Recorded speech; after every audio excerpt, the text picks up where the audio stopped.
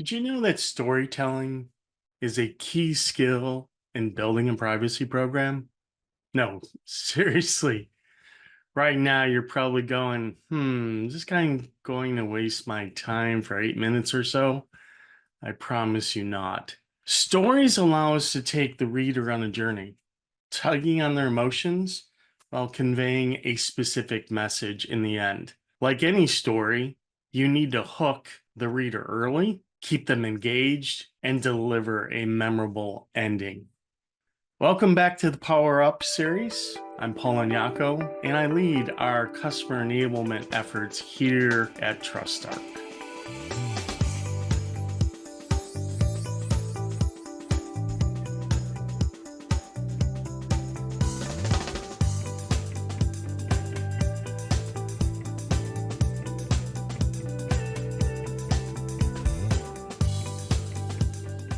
Before you start rattling off details about the changing data privacy world, the exponential growth and regulations, increasing fines, consumer expectations to the C-suite, and so forth, just stop for a second and take time in building your story around data privacy within your organization.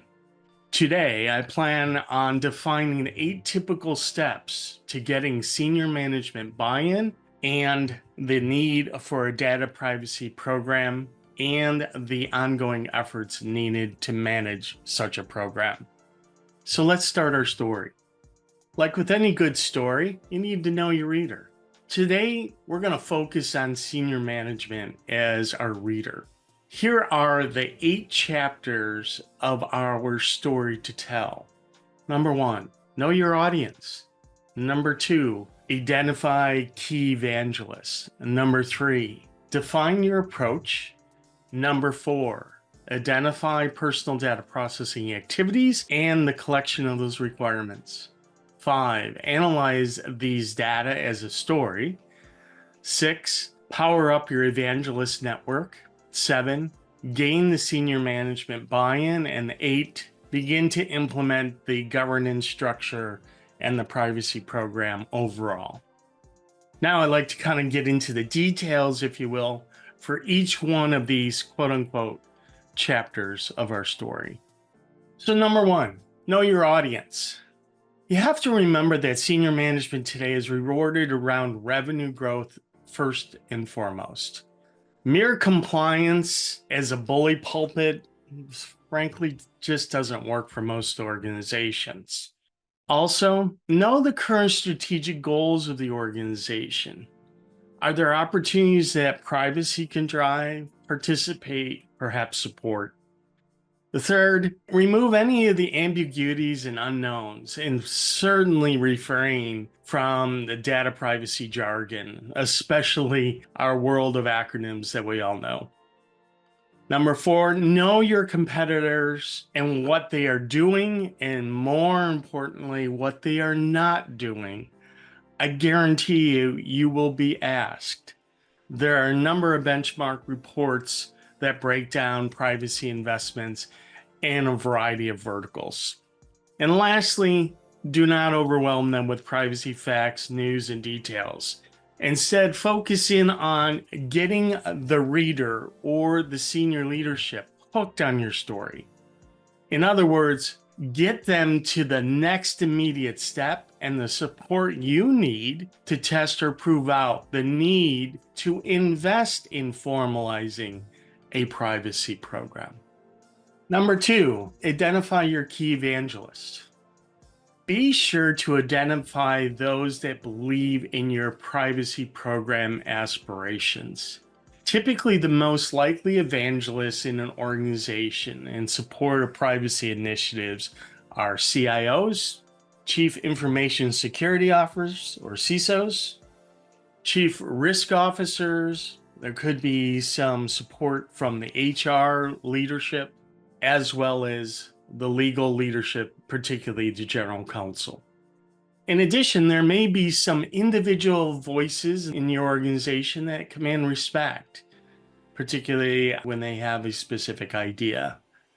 They may not all have C-suite titles, so don't overlook those, again, that have those unique individual voices. Number 2, determine whether they all evangelize from a common script or each has a specific aspect, if you will, of the story we need to convey. Meet with these folks, tell them the story, and by all means, keep it simple. Be clear on your ask. Number 4, listen to their feedback and incorporate. Oftentimes, they may ask for your support on another initiative they may have. That collaboration embellishes the storyline. And lastly, your objective is to get them to say, yes, I can help you, and I will tell your story in your stead.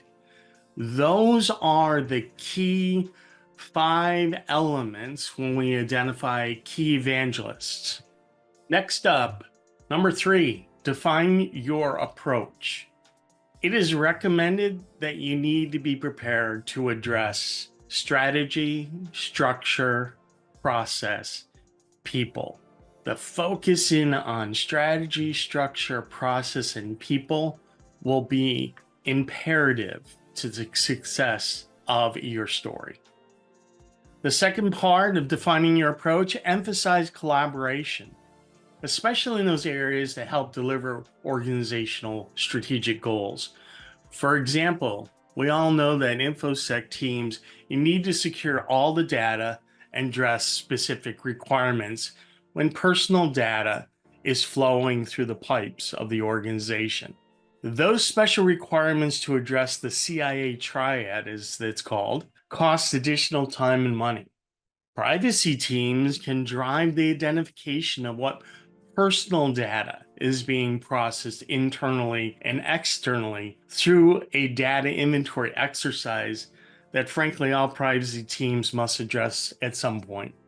As a privacy team, you can help InfoSec focus those additional resources where needed, and more importantly, remove the extras where personal data does not exist. This saves the organization both time and expense and supports your InfoSec objectives. Number 3, focus in on using a risk-based model if you are not using one already. Emphasize we will be building based on actual risks that have been characterized as high, medium, low to the organization. The goal is let the data and the results define our future goals and aspirations. The 4th chapter of our story, identify personal data processing activities and the collection of those specific requirements. First, let's think about this as a proof of concept. We're going to look across the enterprise, select areas where personal data processing is likely occurring. Think about things like HR, talent recruitment, perhaps some onboarding areas. Could be dealing with the credentialing, benefits administration, some level of government documentation, different forms that need to be filled out. It could be payroll, maybe digital marketing, including e-news, promotions, loyalty programs, social media. It could even be customer service teams like call centers, sales teams that are dealing with B2B contracts, finance checks, credit checks, just to name a few. From this group, select 10 or 12 of these processing activities and go a little bit deeper on the discovery. Collect maybe 10 different elements that are typically in sync with data privacy regulations. What do I mean by that? I would look at Article 30 and the various requirements that are in Article 30 of the EU GDPR. It has a good subset of the typical processing activities and the details needed in order to play back, if you will, to a regulator. Next, you're going to be dealing with subject matter experts or your colleagues. You need to be transparent with them.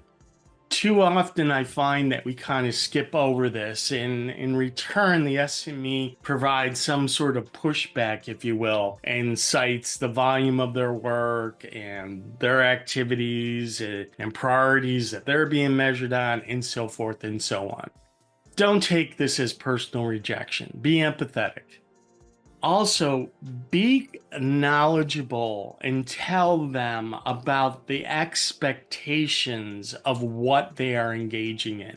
Tell them the level of effort. Tell them it may only take them 90 minutes out of the next month. The more specific you can be regarding time and effort, the more likely they're going to step forward to help you. You just need to make sure that in this process, you're also selling their manager so that all are aligned and all have clear line of what that level of effort are. Again, what we're trying to do here is get an objective statistical data sample that we can begin to further build our story as we get prepared to present to senior leadership. Chapter 5, in this case, analyze these data as a story. Whether you're using privacy software or conducting this longhand via a spreadsheet, you need to categorize these processing activities into sort of 3 categories. One is, okay, there's attributes being collected in this activity that are considered high risk. Maybe some are considered kind of in the middle, medium risk, and maybe some are really at the lower end. For instance, personal data that is publicly available, your email, your first name, last name, postal address, look, then the web has a lot of stuff in there. Big tech has collected a lot of things on top of that.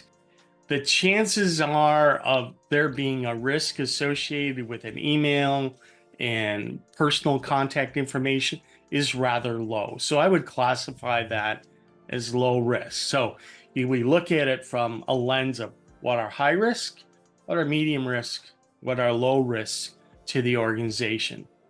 At this point, we can kind of begin to add those juicy details, if you will, to our storyline. What's the data saying? What are those initial inherent risks to the organization? Should there be some level of exposure? Are there glaring compliance issues? Are you engaged in some way doing some geolocation services? Right, that's a big one right now that a lot of folks are focused in on. Are we moving personal data across international borders? Are you moving it from Europe to the United States? Are we aligning our best practices and data principles and making sure that we're dealing effectively with transparency, notice, consent, keeping data to a minimum? All of these things are relevant to embellishing our storyline. Again, the objective here is to show that these data can define a story. And on the basis of these data, the story is X, Y, and Z, and therefore a further analysis may or may not be required. Next, we're going to power up our evangelist network. If you recall, evangelists are representatives of us telling our story in our stead. The first thing we probably need to do as we get ready to power this up is refine our initial storyline due to the findings above, right? And we need to share those findings and revise that final storyline for the evangelist. And in doing that, I would do a simple script. Think about an elevator pitch, and by all means, keep it simple. The next part is most of these, my guess, given that they may be C-suite or certain high-level execs or key voices, they are likely managers of people, and they likely have internal meetings, internal team meetings, routine team meetings. See if you can get, or they can get on their agenda of their own team meetings as well as those that they participate in. They just need like 10 minutes at the end of a future meeting agenda to kind of tell the story about the need for a privacy program. So number 7, we have our story. We have facts to our story through the data inventory. We're dealing with reality. We're not dealing with the outside looking in. We're looking inside. We have evangelists. Now we need to put it all in front of senior leadership. So working with your evangelists, we're going to gain senior management buy-in. Many of those may already sit on the C-suite, and they can help guide us in what we should be doing, how much time we can get, and perhaps getting the foot in the door, if you will, on the agenda. Please be sure to listen to their guidance. It's invaluable in this step. Next, we're going to refine that story, perhaps put it into some sort of PowerPoint or Google Slides presentation. And if you do that, do not do more than 4 slides, and don't make it all text. Use visuals, embellish the story, create the mood, create the atmosphere. A lot of times you see more imagery than text. That's a good thing when talking senior leadership. And then when you're ready, you have all that polished, you have the storyline tight, go ahead and present your story as appropriate. Next, and finally, Chapter 8. Now that you have some level of senior management buy-in, we can begin to implement a true privacy program governance structure. Given that privacy is a team sport, you simply cannot do this alone. You need to build a cross-functional coalition. While a number of the participants will certainly vary based on size and scope and risk associated within your organization, there are typically 3 common governance structures in data privacy industry today. The first model, if you will, is a centralized model, or what we typically call central out model. This means that the central privacy office is global and generally is accountable for developing, disseminating a global data privacy strategy, as well as the operations thereof, including policy development and implementation. They're also responsible for insights, what's going on in the broader privacy industry and the environment, and the implications for the organization, as well as ensuring that employees get the proper education and training. So imagine everything stemming from the center and being pushed out to be activated outside the central model. The second model is conversely on the other extreme. This is a limited global privacy team, but a more focused and local privacy function that is responsible for many of the same things I enumerated above in the global structure. So what do I mean by that? The local privacy function within a jurisdiction is developing and disseminating a local data privacy strategy, as well as operations, insights, implications, employee education, training, and so forth at the local jurisdictional level.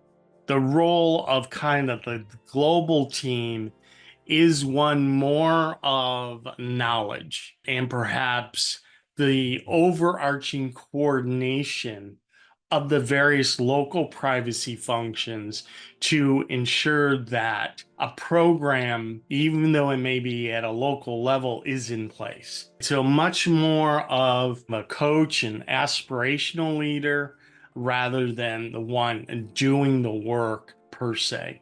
That's a decentralized model. The last one, which is arguably the most common one, is kind of a hybrid model, a little bit of both, if you will.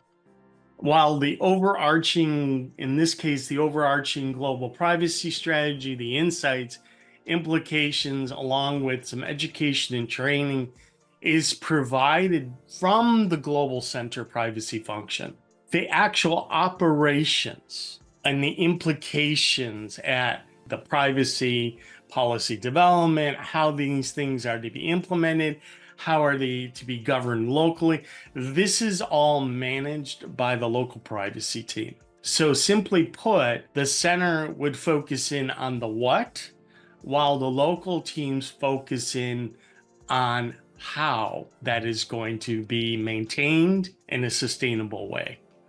That's the hybrid model. Again, the three models: global out, so center out; decentralized model where local privacy teams are doing the bulk of the work. And then you have a hybrid model where the what is being defined by the global team and how things are being done by local privacy entities out in the field, if you will.